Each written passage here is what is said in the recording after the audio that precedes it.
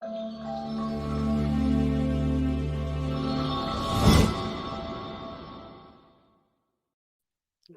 morning, everyone, and happy Tuesday. Welcome back to Thoughts and Coffee with me, Sarah Barnes-Humphrey. I am the founder and host of Let's Talk Supply Chain, as well as the founder and host of the Blended podcast, and now also the Blended Pledge, which is our newest nonprofit that is working towards visual impact on virtual stages and in-person stages at industry conferences as well. And I'm super excited to be here with you. Our guest today is amazing and dynamic, and I cannot wait till she comes up on stage.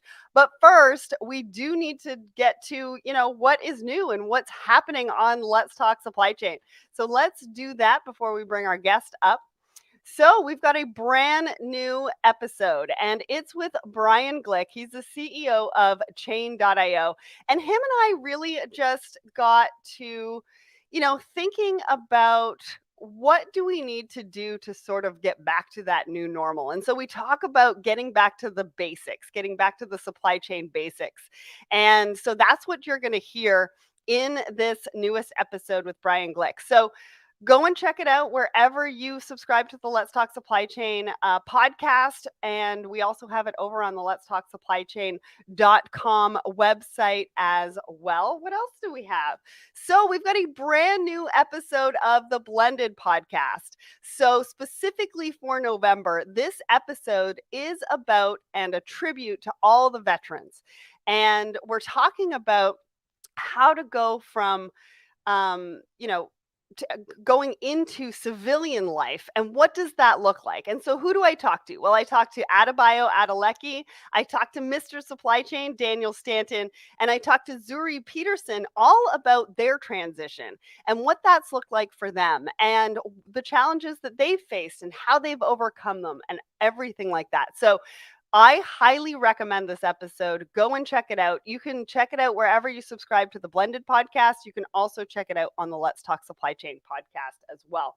And then I also want to just remind you that we give away this Let's Talk Supply Chain mug every single month to the person that engages with us the most. So go on our social media, engage with us, because I definitely want to give you a Let's Talk Supply Chain mug to start your morning. And if you want our supply chain dictionary, just go over to Let's Talk Supply Chain Instagram and DM us talk with the number 1, and you can get our supply chain dictionary for free. It's a value of $9.99. All right, what else is happening? So Let's Talk Supply Chain AsiaPac is our franchise over in the Asia Pacific region. And this episode is going to blow your mind. Jonathan creates a safe space for Allison Cusack, or Hurricane Allison, to talk about her journey and the sexual harassment that she actually went through in this industry. But she doesn't necessarily go into detail as to what happened. What she does talk about is victimization and how we need to be the perfect victim to be able to get empathy across across boundaries and across the industry. And so I highly recommend this episode. So if you're not following Let's Talk Supply Chain Asia Pac, go and check that out. We've just put the link in the comments. Would highly recommend that you go and listen to this. Even if you're not a supply chainer, this is an episode that you do not want to miss.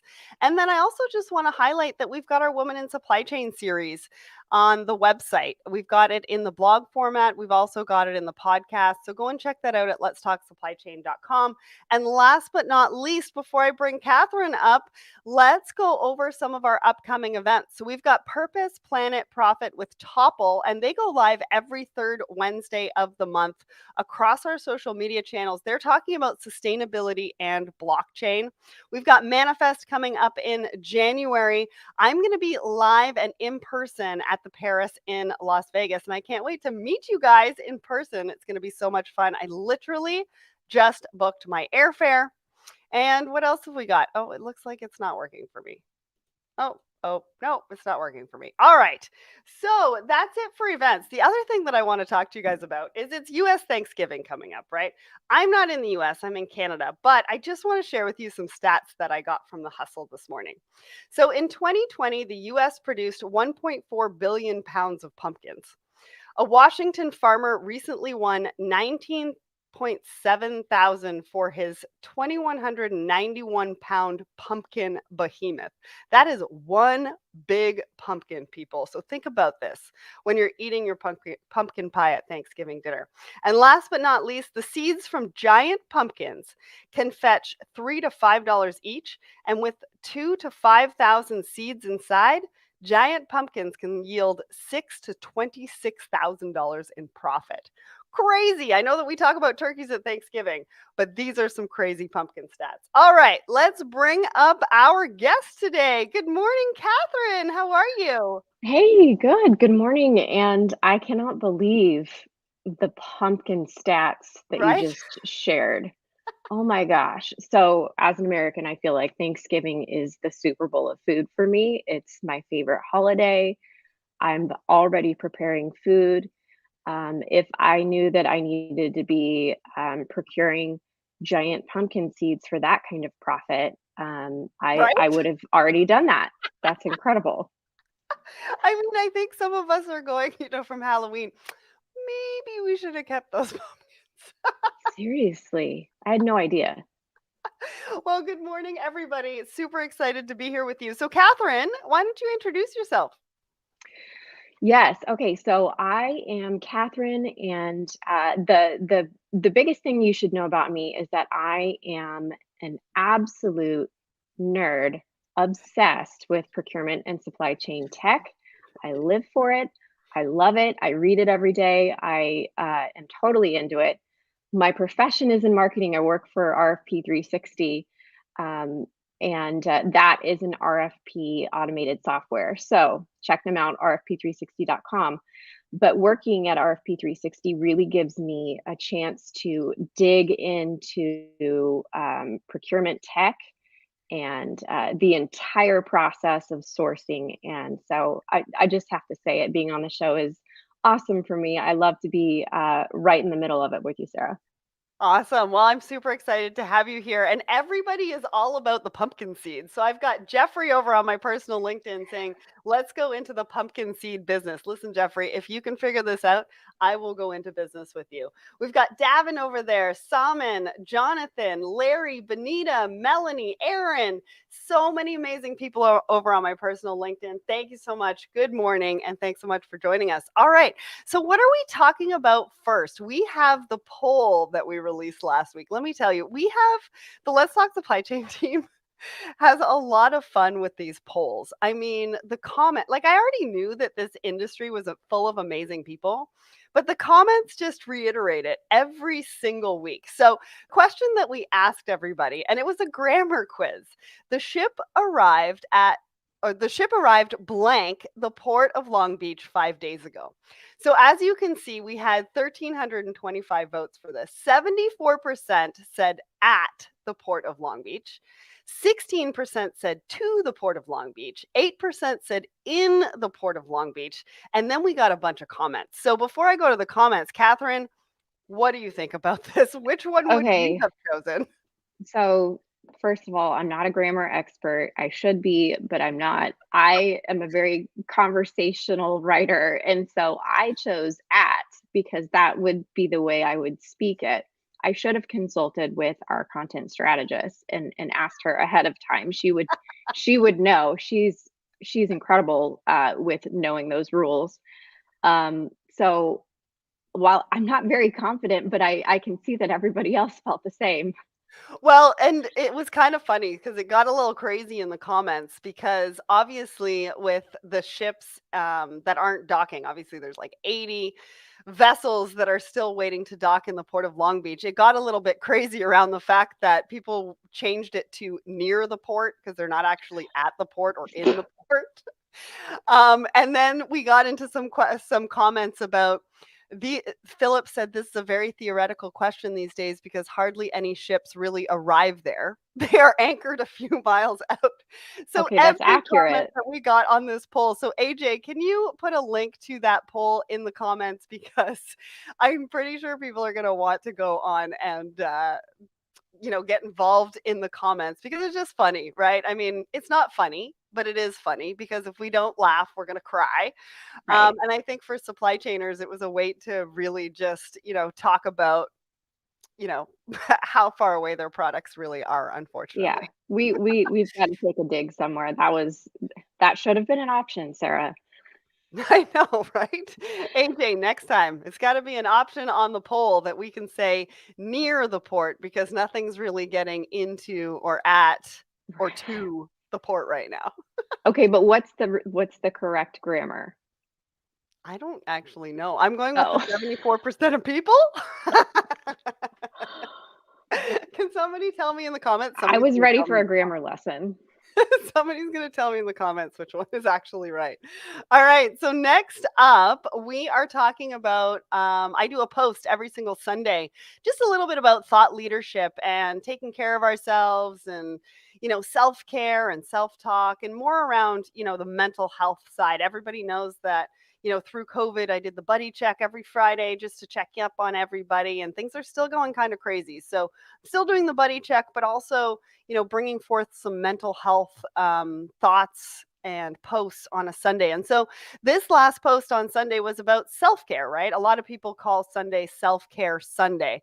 I don't know if I've actually really just relegated self care to Sunday, and I don't think it should be relegated to just Sunday. I think we should be doing a little bit every single day, which is sort of my opinion on that. But it really just went through some of the physical, emotional, spiritual, personal, social, household pampering types of things that you can do to really enforce self care for yourself today. So, Catherine, when you saw this, what did you think?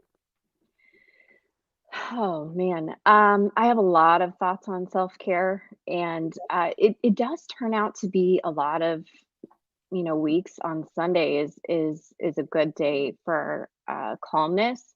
And my version of self-care is uh, saying no to social events. I'm a very Oh, social person, and there's a lot going on, especially now. Like we're going to talk about, everybody, America's going through a glow up right now. There's so much to do again. Um, but for me, taking time at home to just relax with my husband and my kids and watch a movie, mhm. and have some sort of very starchy dinner, and a glass of wine, that is ultimate self-care for me.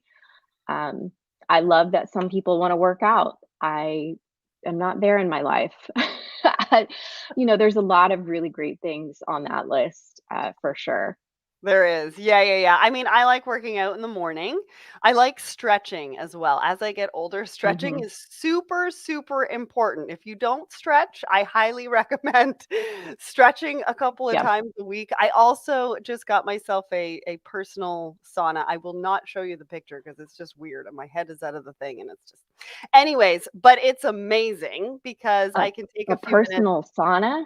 Yeah, it's like an infrared sauna thing that you sit in. Wow. You can go and Google it, but it's Okay. really amazing. And, I sit in there and it gets cold here, so I like to keep warm in the winter. And really just read my book and things like that. But I really appreciated everybody who commented and really shared their stories on their self-care journey because it's a journey, right? It's not a destination. We all have different things that we can do and we can bring into habit and start doing for ourselves. And sometimes it's just that friendly reminder that can help us with that. All right. So we are going to start talking about our supply chain topics. Now, the first, and we've got, let me just tell you, the conversation that's going on my personal LinkedIn page is just blowing up. Like I can't even keep on top of some of this. They're talking to each other, they're talking to us. I still don't have a solid answer about whether it's at, in, or near to whatever. Anyway, so if somebody can look that up and let me know, that'd be great. Anyway, so our first supply chain topic, I thought this was fun. So Blue Yonder, and this is back in May, so it's an older article, but I really liked it because I learned a new term. I don't know if you guys know what glow up means, but I learned the term glow up by reading this article. And I thought it was a really fun way to talk about supply chain shortages and what that's actually meant to what we've been experiencing in 2021. And glow up, just so you know, means transformation into feeling better. So some sort of transformation, whether it's physical, whether it's mental, whether, it's something on your face. I don't know, but a transformation and feeling better from that transformation. That's what glow up actually means. And the fact that they correlated the words glow up and supply chain together in an article, I mean, I just thought that we needed to showcase it. So, Catherine, what did you think about this one? I have mixed feelings because I do agree that there is a transformation happening with people socially, and I think that that's a really positive indicator of where we're going because we've kind of been in a rut, right?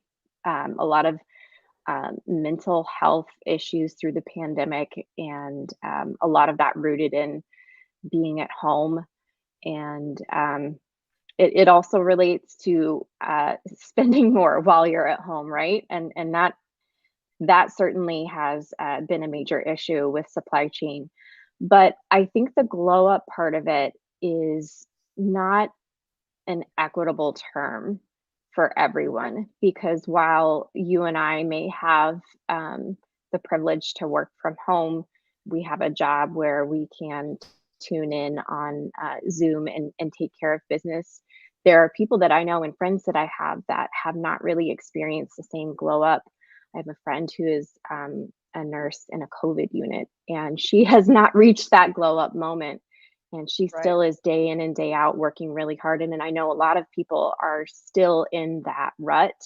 And so while I love to see that people are getting out more and really transforming the mindset that we've all kind of been stuck in, I'm cautiously optimistic. I hope that we can continue on this path of a glow up. Um, but there's so many factors there, um, and I don't think that we're fully out of it. I think that this summer was a really fun break for people that have been stuck and now vaccinated and out and about, but Yeah. myself included. But I'm still very much connected to people that haven't gone through that yet. Right, right, and I think, a lot of this article talks about some of the people that were stuck at home, and so it talks about the personal care products and how Hmm. through that glow up, people were purchasing more personal care products, and so Right. it related to supply chain shortages because, you know, everybody was sort of on this, or not everybody, like you had said, but a lot of people that were at home were sort of, investing in more personal care products, and that could have also contributed to some of the shortages on the shelves. Oh, Some of for the sure. other shortages that they talked about in this article was ketchup, which we've mentioned on this episode or on Thoughts and Coffee before, because everybody was ordering takeout, and so ketchup Right. packages started to become gold because all the restaurants were running out of them because everybody was requesting them with their takeout. The other one that I thought was interesting was corn. So they were moving corn from using it to produce gas, and they were moving it to produce food. Because obviously, I mean, remember, this episode or this article came out in May. So we were still experiencing some food shortages, and so they were moving certain products from one side of things to another so that we could produce the products that people were wanting more. Bananas, they went from single use, yeah, they went from single use in for corporate, right? I guess because 'cause you're selling them in restaurants or potentially in, lunchrooms and things like that where Sure. people are at work and not everybody was at work anymore. So they went from single use bananas, bringing them back to bunches of bananas and bringing them back into the grocery stores so that people and consumers could buy those as well. But it's interesting because it says that they're creating supply chains, or that we need to create supply chains that senses and responds to trends. And so we can't just rely on historical data. We now need to be predictive, and we need to be able to utilize AI and machine learning to be able to help us be predictive. But the last thing that it says in this article is what getting teeth whitener to the right places just in time for the next night out. And I thought that was a really great way to sort of end that article. Yes. Yes. The bananas, that concept completely surprised me. I didn't even think Right. about how the single serve bananas were even a thing, We're even but a thing. also, shifting everything back to the consumers at home who, Mhm. like me, like I'm not ordering more teeth whitener, maybe I should. I'm not ordering more personal care. I'm ordering more groceries. Mhm. It's true. And I think it's shifted for everybody. I think everybody has sort of shifted their buying habits into different things depending on what they're looking to purchase. But I mean, with the increase of 300% in 2020 in e-commerce, we definitely Yeah. know that we shifted a lot of our buying habits to online. All right, so let's get to our second article. And this one has to do with the supply chain segment on 60 Minutes. So it didn't happen this Sunday, it happened the Sunday before. I don't know if any of you guys saw it, but there was a lot of people posting about this online. And so I watched it over the weekend just to get an idea of what they were talking about. And I thought they did a really, really good job. I'd like to hear in the comments what you guys thought about this segment. I have a few thoughts myself that I'm going to share with you, but I thought they did a really good job of taking a look at supply chain as a whole. And so they looked at it from the ports to the trucks. They talked about chassis and how there's a chassis shortage because of the empty containers not being taken back because the ports are so overloaded with containers. So, what did you think about this, Catherine? So I agree. I think it was a good overview of some of the main issues. And for someone who may not have any exposure to supply chain, could really understand the concept. So I like that they made this segment very accessible for everyone. And, the consumers could really understand the concept of why their building materials for their new kitchen edition are 6 weeks behind. So I like that part of it. Um, but it seemed like there was, and I know we've just discussed this. There was a lot of finger pointing, and it seems to me that there's very systemic issues and that there might be a lot of short-term band-aids in each of these small segments, the shipping and the trucking and all of the moving parts. But I'm wondering, at the core, are the main issues of process getting addressed, and the new technologies that startups are Mhm. developing are solving a lot of these problems. But what the startups can't solve, is policy Right. and getting to the core of centralizing some of these issues. So, anyways, like I thought it was a really great piece for people to understand and get an idea of what's going on. There's certainly much, much more under the surface. Oh, absolutely. And one thing that I did want to bring to the attention was we've got some amazing women in this industry. And unfortunately, this segment only showcased, no offense to the men in the audience, but men in the industry. And so, Yeah, we talk about the next generation and what that looks like and how do we get them excited about supply chain. And it would have been nice to have seen a little bit more diversity in this segment so that we can really hone in on really the diverse industry that we are and that we know and that we love. And so I was a little bit disappointed with that. And yeah, also what you were talking about with the finger porting, like I think that we should be embarrassed. I almost feel like I almost felt like I was transported into back into the 1990s or maybe the 2000s where we were finger pointing, we were saying that, we were blaming each other. Freight forwarders were blaming carriers and carriers were right. blaming freight forwarders.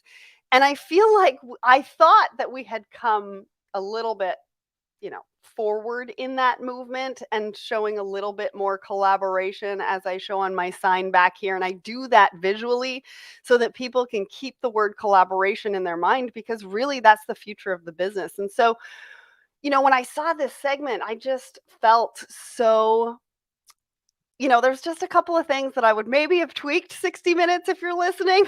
A little bit more diversity, show some more diversity in this industry, and the finger pointing just has to stop, right? We have to collaborate. We've got to come together. This is a supply chain crisis that people are talking about globally. And what is the solutions? The solutions is not the finger pointing. The solutions is coming together and figuring out how we do this and what that looks like and what we need in place to make that happen, and then bringing the right people to the table. I'm not sure if that's happening in this segment. It didn't seem like it was.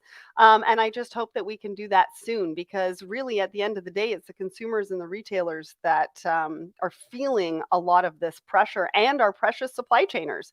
We don't want them leaving the industry because of the pressure. So Right. those are my thoughts on this article. But let's get to the last one, because Catherine, oh, there we go. Catherine has an extensive background in procurement. So I wanted to highlight this article from Forbes that came out on November 9th, Procurement in the Supply Chain Crisis, because a lot of times with the supply chain crisis, we're talking about what's happening at the ports. We're talking about what's happening with the truckers. We're not really talking about procurement. And in a lot of my discussions, procurement can really be the driving force behind sustainability changes. And I think through this article, it can also be a driving force behind the supply chain crisis as well. So, Catherine, when you saw this one, what did you think? I think it really just scratched the surface. It spoke generally about ways to basically hedge your risk in procurement during the supply chain crisis, and it favored those that could buy big, right? So you can buy way more than you need at your normal procurement of materials schedule, but it did admit that some companies can't afford to do that, and that the risk of having too much stock and not enough not enough to sell would that increases, and that introduces an additional risk in the process that you're trying to get around. So I think that there are so many ways to assess risk, and procurement has figured out a lot of that. However, I think that maybe maybe change should be on the way, because the way that risk has been assessed historically is by looking at the past, and now we can't. And there are a lot of technologies, like you mentioned, that are getting into predictive sourcing and figuring out what will be coming next, so that maybe if you can't buy big, you can at least buy smart. And I will say, for some companies that can't buy big, that would like to, just going to call it out, get yourself in a GPO, a group purchasing organization. Shout out to Una, my former employer. Um, it's a really great option for small businesses that cannot afford those huge orders. And guess what? A lot of those contracts in GPOs have been pre-negotiated before the supply chain crisis began. So that would be a great option for some small businesses. I love that. Tangible takeaways are exactly what we need.